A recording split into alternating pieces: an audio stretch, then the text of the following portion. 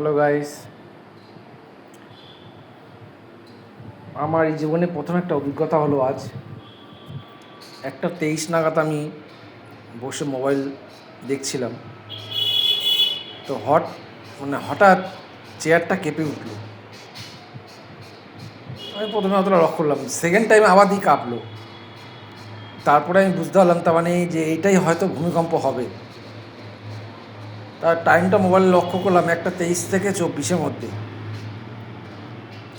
তারপরে ভাবলাম কি তাহলে দেখি তো টিভিতে খবরে দেখা যাচ্ছে কি না। তার 2-3 মিনিট পরে আবার টিভিতে খবর দেখাচ্ছে যে ভূমিকম্প হয়েছে।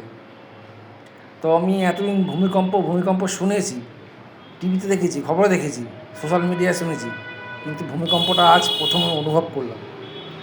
মানে আমার সেকেন্ডের মধ্যে মাথাটা কেমন জানি ঘুরে উঠলো, আর কিছু বলার নেই।